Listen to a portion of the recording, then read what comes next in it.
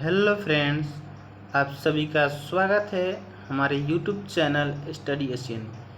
तो चलिए फ्रेंड्स, आज देखते हैं इंडियन पॉलिटी का इम्पोर्टेंट क्वेश्चन जो एनसीईआरटी सार संग्रह का क्वेश्चन है। तो चलिए सबसे पहले देखते हैं भारत का संवैधानिक विकास। भारत का संवैधानिक विकास फर्स्ट है रेगुलेटिंग एक्ट 1773 द्वारा। रेगुलेटिंग एक्ट 1773 द्वारा सर्वोच्च न्यायालय की स्थापना कहाँ की गई? तो 1773 द्वारा सर्वोच्च न्यायालय की स्थापना 1774 ईस्वी में कलकत्ता में की गई। नेक्स्ट है भारतीयों को भारत के प्रशासन में भाग लेने का अधिकार किस अधिनियम के द्वारा प्राप्त हुआ? तो ये है चार्टर एक्ट 1833 के द्वारा। चार्टर एक्ट 1833 के द्वारा भारतीयों को भारत के प्रशासन में भाग लेने का अधिकार प्राप्त हुआ। नेक्स्ट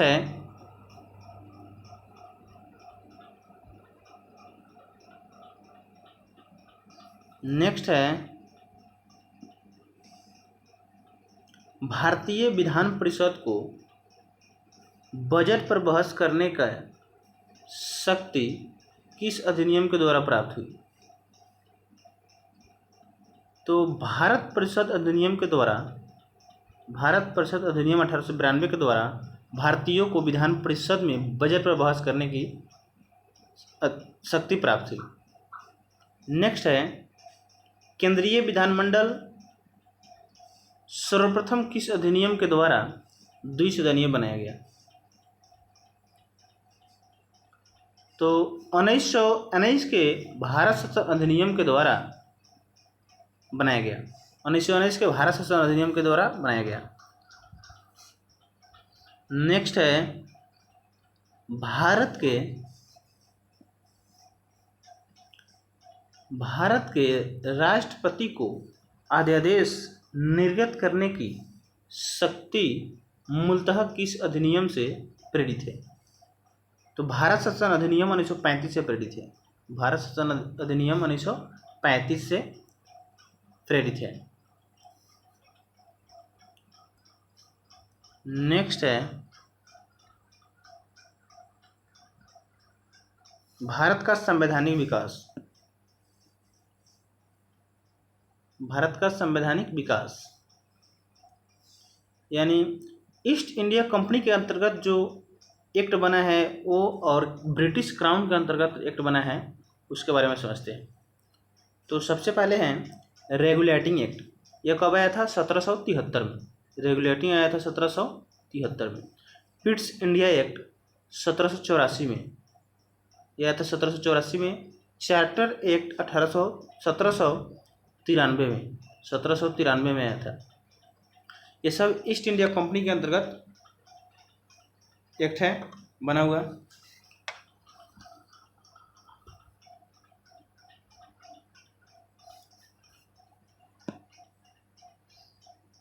उसके बाद है चार्टर एक्ट 1813, चार्टर एक्ट 1833 और इधर है ब्रिटिश क्राउन के अंतर्गत।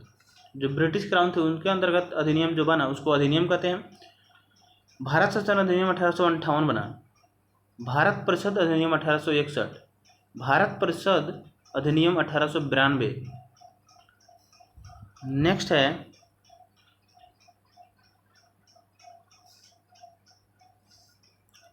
भारत परिषद अधिनियम 1909 है। भारत शासन अधिनियम 1919। भारत शासन अधिनियम 1935 और भारतीय स्वतंत्रता अधिनियम 1947। और यहाँ एक था चार्टर एक्ट 1853। नेक्स्ट है केंद्र में द्वैत शासन व्यवस्था यानी कि डायची सिस्टम किस अधिनियम के द्वारा लागू की गई? केंद्र में द्वैत शासन डायची सिस्टम किस अधिनियम के द्वारा लागू की गई? तो ये लागू की गई भारत शासन अधिनियम 1919 के द्वारा। नेक्स्ट है, ब्रिटिश भारत में किस अधिनियम में संघीय शासन का प्रावधान था? ब्रिटिश भारत में किस अधिनियम में संघीय शासन का प्रावधान था? तो भारत शासन अधिनियम 1935 में था यह प्रावधान। नेक्स्ट है, भारत शासन अधिनियम 1919 की समीक्षा करने के लिए 1927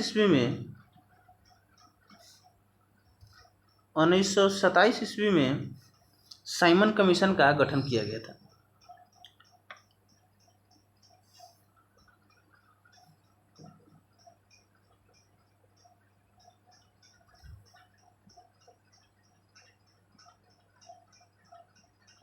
नेक्स्ट है, अखिल भारतीय संघ स्थापित करने का प्रावधान किस अधिनियम में किया गया था?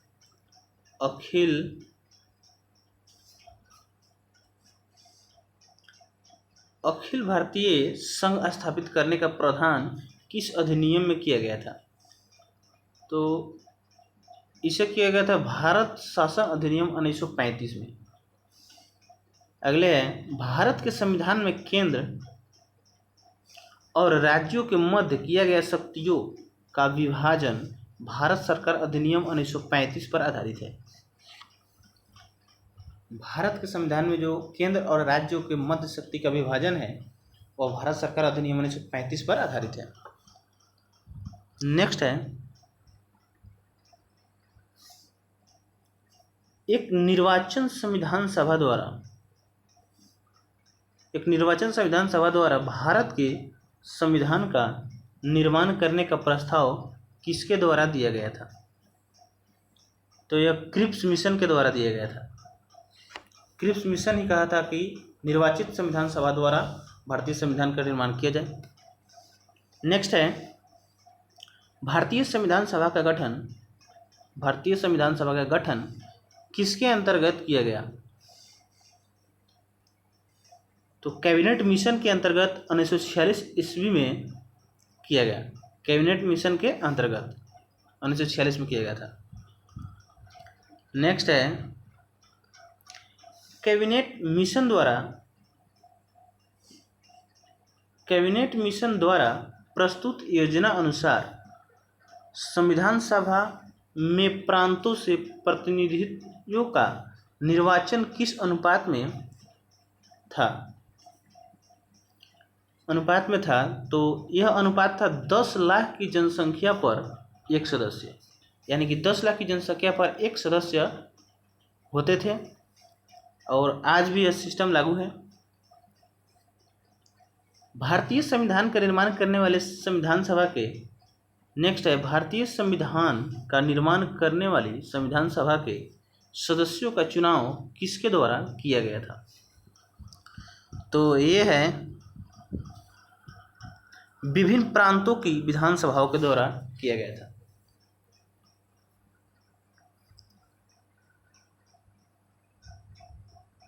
नेक्स्ट है, अंतरिम सरकार।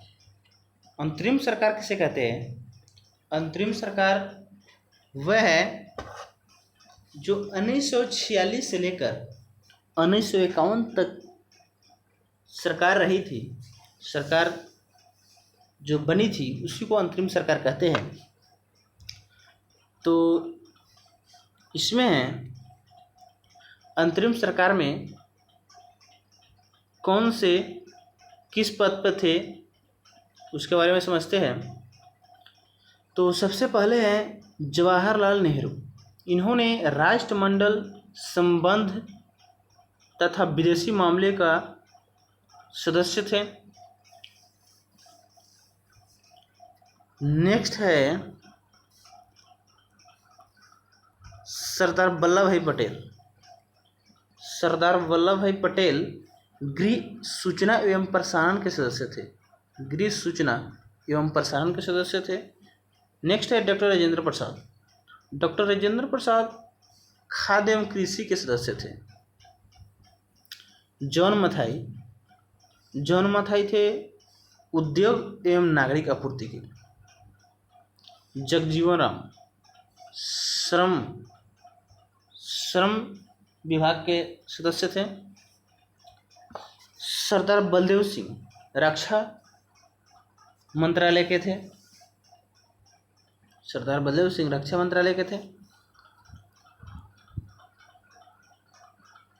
लियाकत अली खां वित्त मंत्रालय। और अंतिम है सी राजगोपालचारी, इन्होंने शिक्षा एवं कला मंत्रालय के।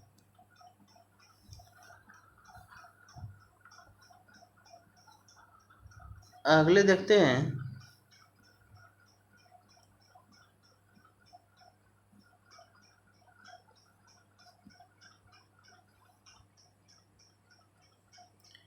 भारतीय संविधान सभा की पहली बैठक कब हुई थी। भारतीय संविधान सभा की पहली बैठक कब हुई थी? 9 दिसंबर 1946 को पहली बैठक हुई थी। भारतीय संविधान सभा की पहली बैठक 9 दिसंबर 1946 को हुई थी। भारतीय संविधान का प्रथम प्रारूप यानी कि first draft sir BN Rao द्वारा तैयार किया गया था। जो भारतीय संविधान का प्रथम प्रारूप था, फर्स्ट ड्राफ्ट था, वह किसने तैयार किए थे? सर BN राव द्वारा तैयार किया गया था। नेक्स्ट है संविधान सभा का अस्थायी अध्यक्ष यानी कि परमानेंट चेयरमैन किसे चुना गया था? तो ये आप लोग जानते होंगे कि डॉक्टर राजेंद्र प्रसाद ही प्रथम अस्थायी अध्यक्ष थे। नेक्स्ट है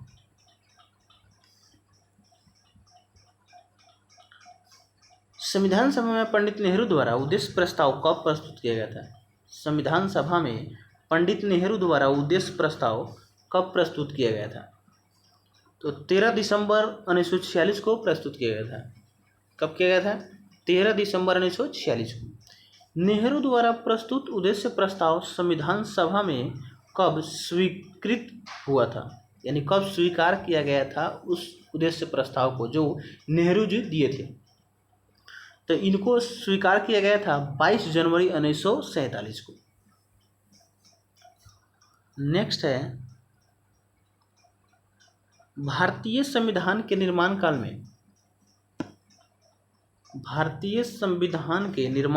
में संविधान सभा के कुल कितने अधिवेशन हुए थे? भारतीय संविधान के निर्माण काल में संविधान सभा के कुल कितने अधिवेशन हुए थे? 11 अधिवेशन हुए थे। भारतीय संविधान के निर्माण में संविधान सभा को कितना समय लगा था? तो यह है 2 वर्ष 11 माह 18 दिन। 2 वर्ष 11 माह 18 दिन, यानी कि 3 वर्ष में 12 दिन कम। ठीक से याद रखेंगे कि 3 वर्ष में 12 दिन कम, यानी कि 2 वर्ष 11 माह 18 दिन समय लगा था।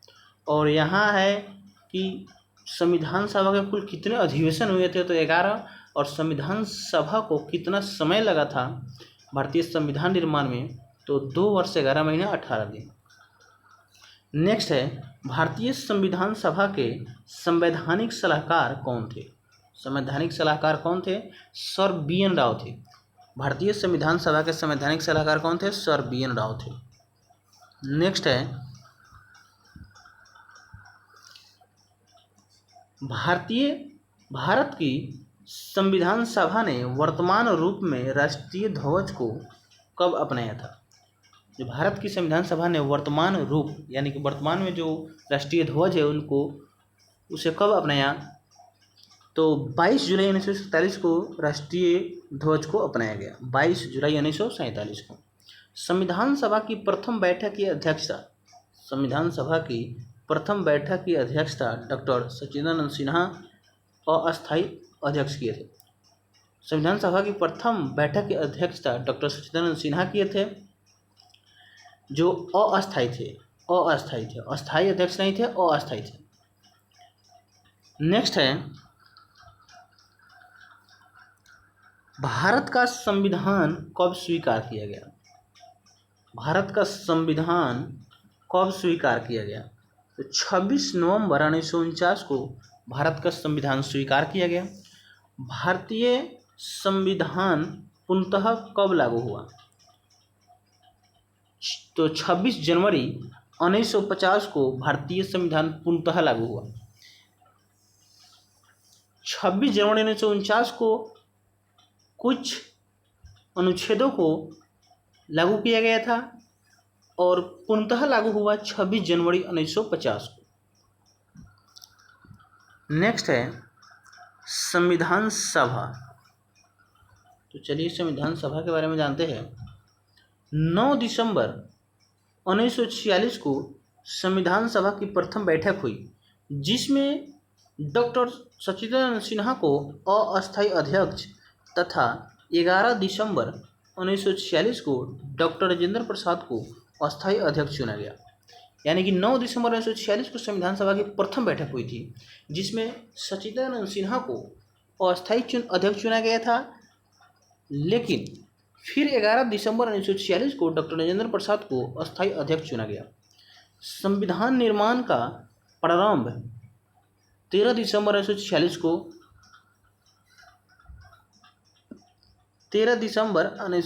को पंडित जवाहरलाल नेहरू द्वारा प्रस्तुत उद्देश्य प्रस्ताव यानी कि ऑब्जेक्टिव रिसोल्यूशन से हुआ, जिसे 22 जनवरी 1947 को सर्वसम्मति से स्वीकार कर लिया गया। इसी से स्टार्ट हुआ।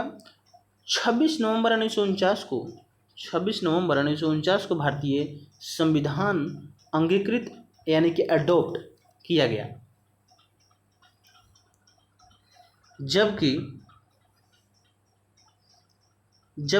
26 जनवरी 1950 को इसे पूर्णतः लागू किया गया। 26 जनवरी 1950 को पूर्णतः लागू किया गया।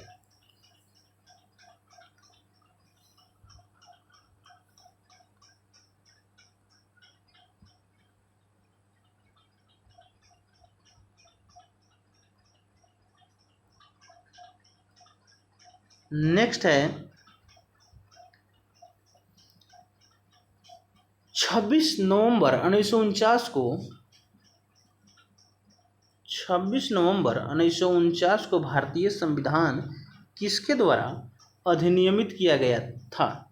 संविधान सभा के द्वारा। ये इम्पोर्टेंट है कि 26 नवंबर 1949 को भारतीय संविधान किसके द्वारा अधिनियमित किया गया था? तो संविधान सभा के द्वारा अधिनियमित किया था।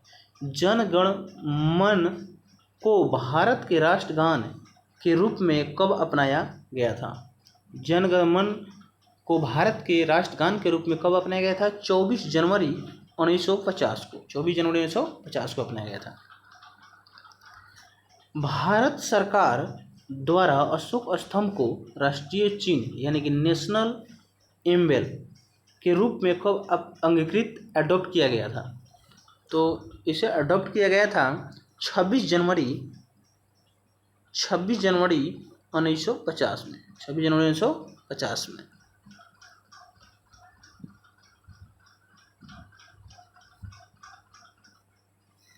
नेक्स्ट है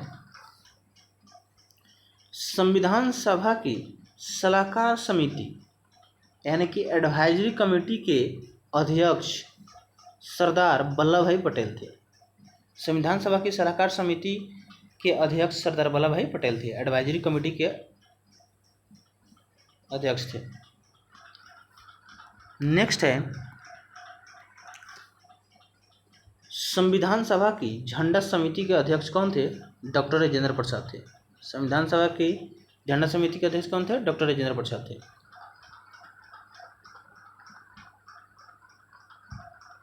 नेक्स्ट है संविधान सभा की प्रमुख समितियां एवं उनके अध्यक्ष। जो संविधान सभा में थे तो उसमें कुछ समितियां थी जिनके अध्यक्ष के बारे में जानते हैं। तो सबसे पहले हैं संघ शक्ति समिति के अध्यक्ष कौन थे? पंडित जवाहरलाल नेहरू थे। संघ शक्ति समिति के अध्यक्ष कौन थे? पंडित जवाहरलाल नेहरू थे। संघीय संविधान समिति कौन थे? पंडित जवाहरलाल नेहरू थे। संघीय संविधान समिति पंडित जवाहरलाल नेहरू थे। प्रांतीय संविधान समिति कौन थे?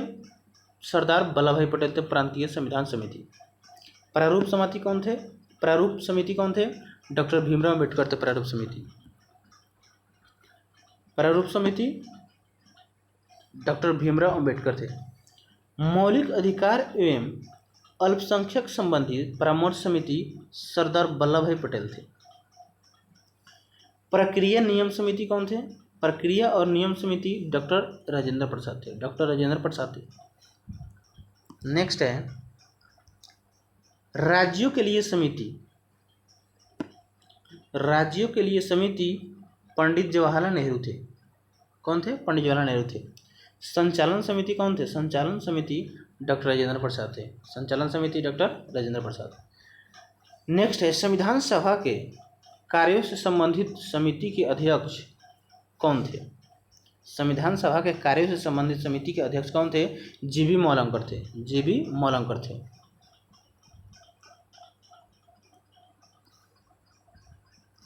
नेक्स्ट है इम्पोर्टेंट पॉइंट है doctor B R Ambedkar. Doctor B R Ambedkar की अध्यक्षता में संविधान सभा की प्रारूप समिति में 6 अन्य सदस्य थे। यानी कि प्रारूप समिति के अध्यक्ष डॉक्टर भीमराव अम्बेडकर थे, जिनमें डॉक्टर भीमराव अम्बेडकर के अलावे 6 अन्य सदस्य थे। वे 6 अन्य सदस्य कौन कौन थे, उनके नाम जानते हैं। एन गोपालस्वामी अयंगर, दूसरे हैं डॉक्टर के एम मुंशी, तीसरे है बी एल मित्रा। बी एल मित्रा के स्थान पर बाद में इनके स्थान पर एन माधवराव आए। नेक्स्ट है अलादी कृष्ण स्वामी अय्यर। नेक्स्ट है सैयद मोहम्मद सदुल्ला तथा डीपी खेतान। बाद में डीपी खेतान के स्थान पर टीटी कृष्णमाचारी आए थे। तो डॉक्टर भीमराव अम्बेडकर की अध्यक्षता में संविधान सभा की प्रारूप समिति के 6 अन्य सदस्य के नाम थे। ये 6 अन्य सदस्य थे। नेक्स्ट है संविधान सभा ने डॉक्टर बी आर अम्बेडकर की अध्यक्षता में प्रारूप समिति का गठन कब किया? 29 अगस्त 1947 को प्रारूप समिति का गठन किया गया। 29 अगस्त 1947 को।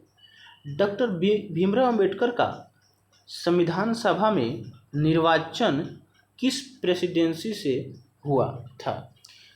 तो बम्बई प्रेसिडेंसी से हुआ था 1947 से लेकर 50 तक, लेकिन पहले हुआ था बंगाल प्रेसिडेंसी से। बंगाल प्रेसिडेंसी से हुआ था 1946 से 47 तक, लेकिन बंगाल प्रेसिडेंसी से हुआ था भारत का संविधान मूलतः 2 भाषाओं में लिखी गई थी, हिंदी तथा अंग्रेजी में लिखा गया था। सभी सदस्य ने इन दोनों प्रतियों पर हस्ताक्षर किए थे। हिंदी अंग्रेजी दोनों प्रतियों पर हस्ताक्षर किए थे। तो चलिए दोस्त, ये रहा आज का वीडियो, और फिर दूसरे वीडियो लेकर आएंगे अगली बार। तो वीडियो अच्छी लगे तो वीडियो को लाइक और चैनल को सब्सक्राइब जरूर कर ले। फिर मिलते हैं इसी तरह के वीडियो में। तब तक के लिए जय हिंद, जय भारत।